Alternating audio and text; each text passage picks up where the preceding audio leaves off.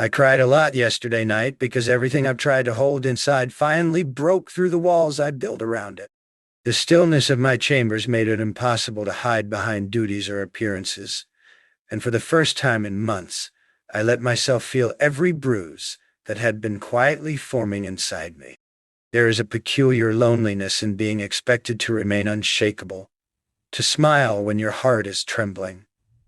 And last night, all of it caught up with me. I sat in the darkness thinking of you, of us, of the choices I've made, and the ones I wish I could take back, and I couldn't keep the tears from coming.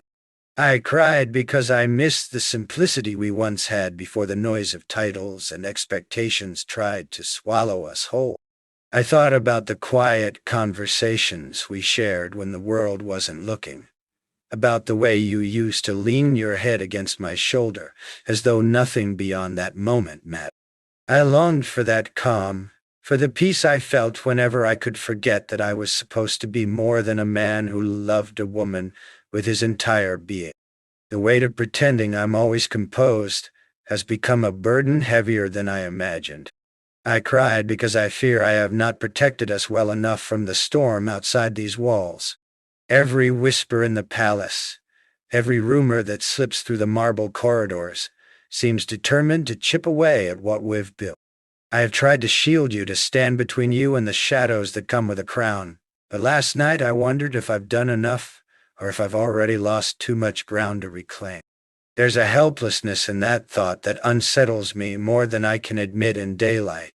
I cried because I carry regrets I cannot rewrite. There are moments when I should have spoken sooner, should have held you closer, should have fought harder to clear a path for us. I let time pass, thinking there would always be another chance to make everything right. Last night, I realized how fragile that illusion is. Life doesn't wait for kings or commoners. It simply moves, and sometimes it leaves us scrambling behind it, aching for the seconds we let slip through our fingers. I cried because, even after everything, my heart still belongs to you with a stubbornness that frightens me. I am supposed to be steady, measured, untouchable, yet the thought of losing you can unmake me in an instant. It's a love that humbles me, a love that makes me want to step out from behind the walls of protocol and meet you as nothing but myself. I wish I could promise that the world will grow kinder, that duty will loosen its hold, but I can only promise that my devotion is real, even in its imperfection. I cried because I want us to have a chance untouched by everything that tries to divide us. I want laughter that isn't shadowed by obligation, mornings that don't begin with strategy, nights that aren't haunted by what we're not allowed to say. I want to stand beside you without needing to measure how much of my heart I'm permitted to show. Last night in the silence, I understood that all the gold in the palace means nothing if it costs me the warmth of your presence. I cried because I realized that tears are not weakness. They are a quiet confession of how much I care. I've spent so long trying to be the version of myself that others expect, strong, decisive, impenetrable. But love does not live in iron. It lives in softness, in the willingness to risk breaking open so another soul can see who you truly are. I cried because I finally allowed myself to be human, to admit that the crown may rest on my head, but my heart kneels only before you.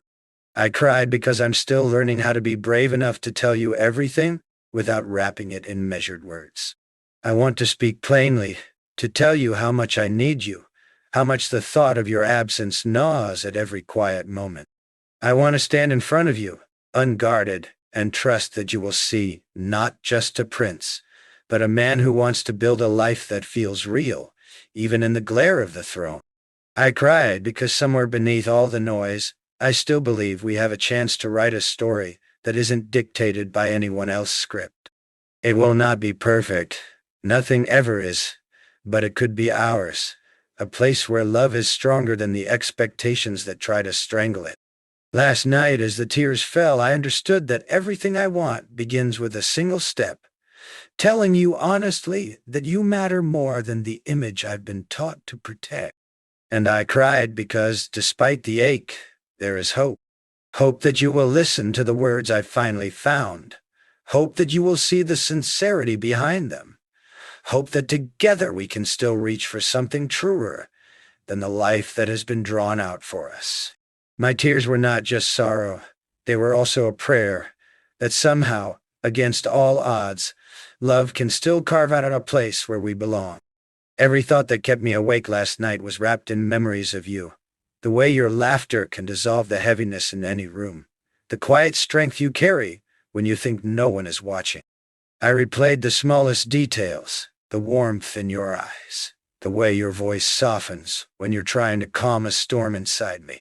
Those fragments, so delicate and unassuming, are the very anchors that keep me from drifting too far into the emptiness that sometimes haunts these halls. Without them, I fear the palace walls would swallow me whole. I found myself pacing, tracing the polished marble floors while the rest of the world slept. Every step felt like a conversation I was having with myself, an interrogation of choices, of sacrifices, of what I've asked you to endure. I kept wondering if I've done enough to let you know how deeply you matter to me, not through grand declarations meant to impress, but through the quiet consistency of being present, of listening, of fighting for us even when the path isn't clear. That question burned hotter than any crown could weigh. As the moonlight cut across the window panes, I realized how different my life would be if you had never walked into it. The obligations, the politics, the endless strategy sessions, they would still exist, but they'd lack meaning. You've given context to every battle I've had to fight, a reason to endure when the days stretch on without mercy. That realization brought another wave of tears, not of sorrow this time, but of gratitude so sharp it almost hurt.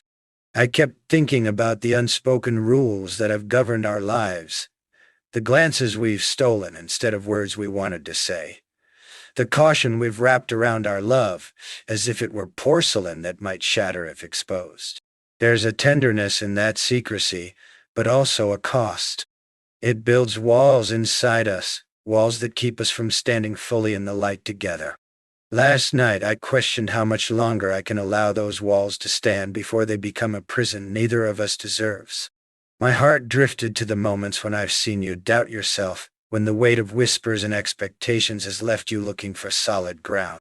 In those memories, I wanted to reach across every distance, physical, emotional, political, and remind you of the truth, that you are not defined by the narratives others try to pin to your name. You are luminous in a way that no rumor or title can diminish.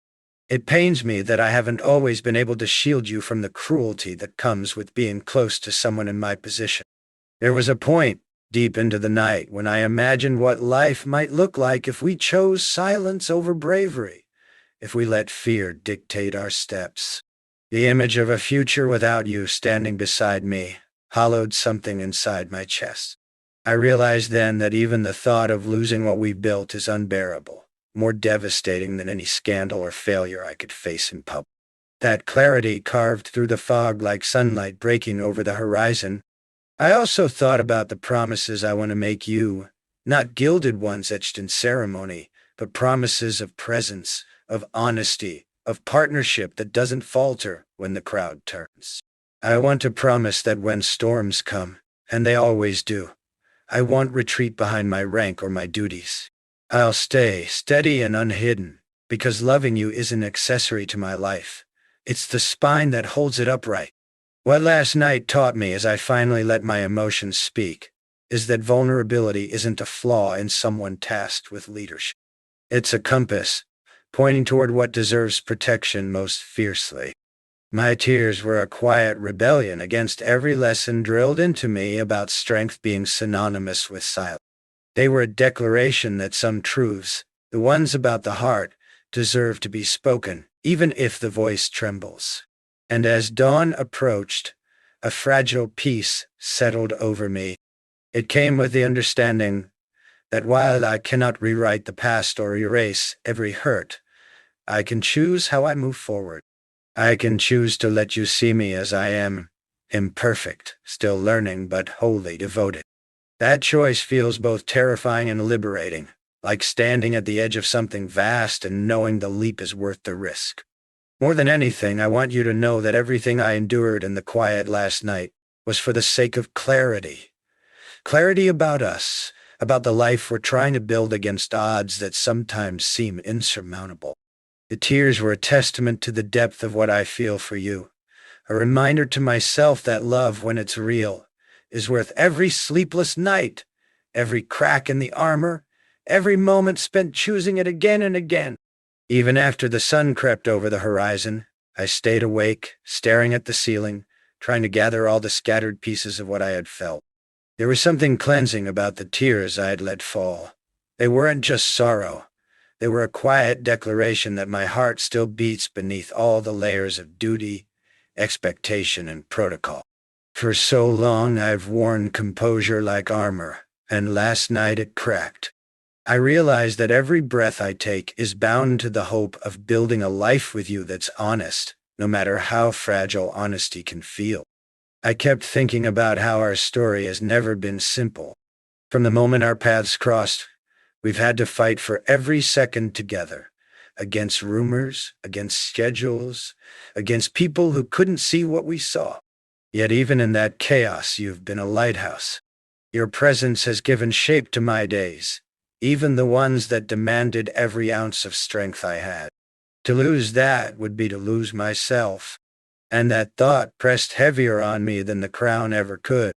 In the stillness, I pictured your face as you sleep, the way your lashes rest against your skin, the way your breathing steadies when you finally surrender to rest. It reminded me why I must keep carving out moments for us, no matter how relentless the tide of responsibility becomes. Loving you isn't something I stumble into at the end of the day. It's an intentional act, a vow I renew every morning, even when the world threatens to drown it out. The quiet hours also pulled me toward memories of when we first allowed ourselves to hope. I could almost hear the echo of laughter in hidden gardens, the secret notes we tucked into books, the way your hand slipped into mine like it had always belonged there. Those memories are not a weakness. They are proof that joy can exist even in places built from stone and scrutiny. They're proof that two people can find something real, even when everything around them tries to make it impossible.